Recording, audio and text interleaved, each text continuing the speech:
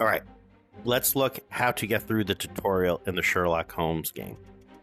So when you start a new game, the first thing you are taken to is a small little video that kind of sets the stage where we're introduced to Watson and what's happened with the crime. You can watch this video. Once you watch the video, you can go to the tutorial room, or you can skip this video if you've already seen it by pressing the Oculus button on your left controller and choosing skip.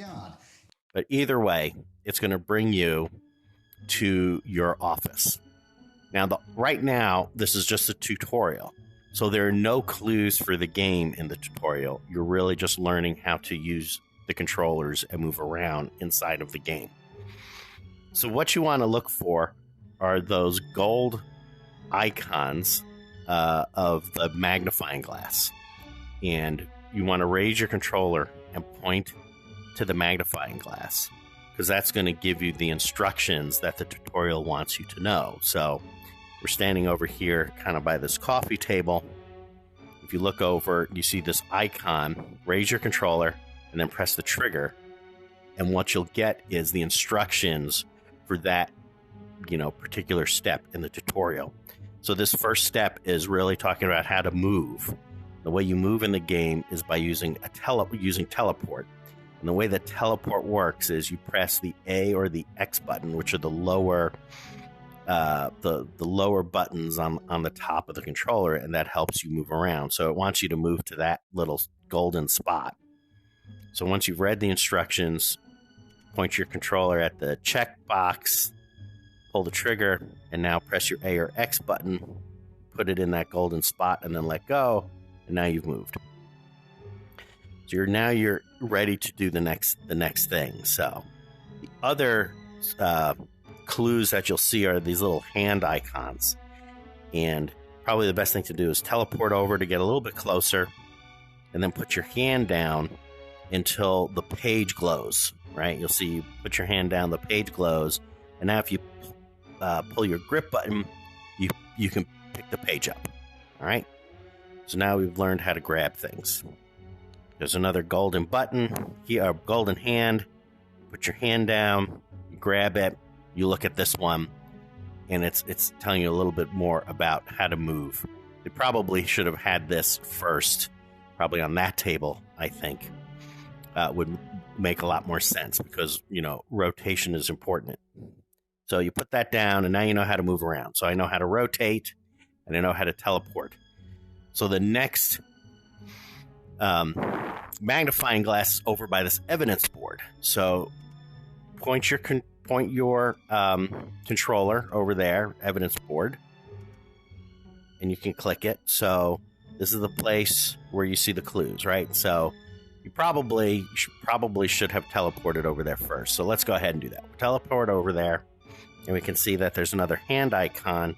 And what this is teaching you is how to pick up clues, because you'll get clues during the game, and then you want to put this on the bulletin board. So, for example, this has to do with Harper, so we could go over here, place that on the bulletin board, and then, okay, so we've got more clues, and then you can go ahead, pick them up, and put them on the wall, however you want to put them up, and wherever you want to put them up. But that's what it's teaching you. So once you do that, you hit the check box, and now turn around, and there's another one back at the coffee table, which is talking about settings. So go over to the magnifying glass, and now click on it, and you're going to learn about how to use settings. And you access the settings by pressing the Oculus button on the left controller. And there's a few good things that you want to do there. So let's go ahead and click the Oculus button on the left controller. And here's a few that you're going to want to set. Whatever your main controller is, if you're right-handed, you can leave it right-handed, but I'm left-handed, so I'm going to change it. The other thing that I'm going to want to change is the motion, because besides teleport, you also can slide around using the thumbstick, and that can be helpful for like minor adjustments. And then for your dominant eye, that's actually pretty important in this game. because you're going to be using a magnifying glass throughout the game. So, and you're going to look through it with one eye. So choose the eye you're going to look through. So for me, my dominant eye is my left eye, so I changed it to left. Everything else I had found was pretty straightforward. Another thing on these settings is it's not really clear, I don't think, in the game that it gives you these objectives here.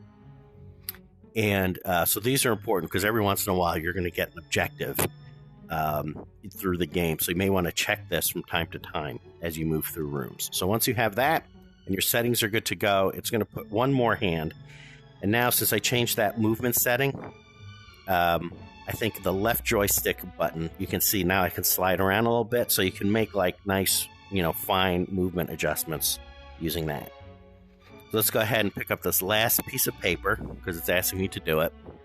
And we just learned about settings. And then the last thing you'll see to actually start the game is you get these chevrons on the door. So everybody in your group, I'm pretty sure, has to go through and finish the tutorial until they at least give them the opportunity to do that, so everyone knows how it works. And then the chevrons will appear on the door, so we can teleport over to the door. And then we raise our hand. Oh, wrong hand, because now I changed it to left. So I can report back to Watson. And when I do that, the tutorial's over, and now the game really begins. In my day, it was a simple